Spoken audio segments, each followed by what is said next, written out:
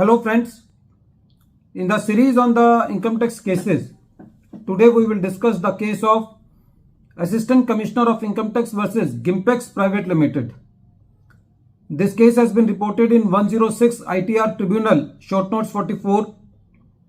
The matter has been decided by Chennai ITAT A bench and the date of the judgment is 9th August 2023. In this case, there were two very important pertinent issues were before the Chennai ITAT. When the assessment was going on, the assessee in its computation of income has claimed the expenses on the forward contracts done to cover up the foreign exchange fluctuation. It was the point of the assessing officer that these forward contracts are in the nature of speculative transaction. That is why the assessing officer disallowed these expenses. The assessee said that these forward contracts to cover up the foreign exchange fluctuation loss is a exception to the speculative transaction according to section 43 subsection 5 clause A, but the assessing officer was not convinced and so he made the additions.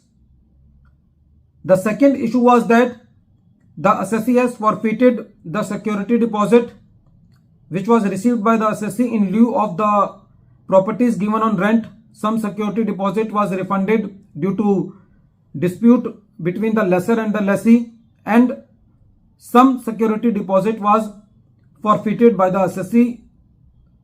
The security deposit forfeited by the assessee was shown as long-term capital gain by the assessee in its return of income.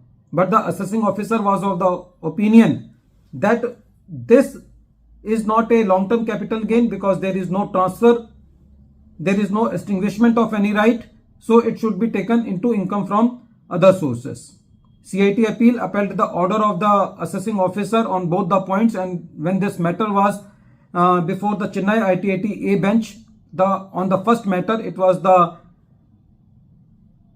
judgment of the ITAT that the forward contracts which are for foreign exchange fluctuation transactions are in the nature of exception to the speculative transactions according to section 43 subsection 5 clause A. So they should be allowed to the assessee and they are not speculative transactions. And on the second issue, the ITAT said that as far as security deposit forfeiture is concerned, they cannot be taken under the head capital gain because there is no transfer and there is no extinguishment of any right. And as far as the point of the assessing officer, that is income from other sources, that is also not good. And the ITAT was of the opinion that this income should be taken into the income from house property because this is related to the lease transactions. This income is in regard to the property given on lease. So even if it was in the nature of the security deposit, but after the cancellation of the lease deed, the color of the security transaction has changed and now this income should be taken under the head income from house property.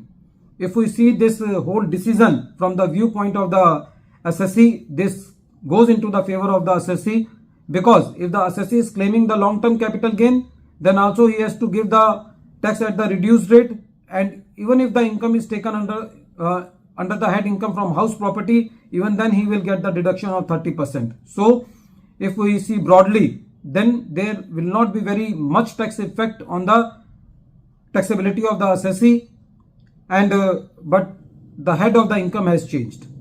Friends, this case is very important because we see that in many cases whenever the assessing officer finds the forward contracts transaction in respect of foreign exchange fluctuation, they try to drag it into speculative transaction and disallow it to the assessee, but there is specifically exceptions in section 43 subsection 5 clause A which allow these transactions to be as non-speculative. And on the second issue also, it is a settled law that whenever the security deposits are forfeited, they should be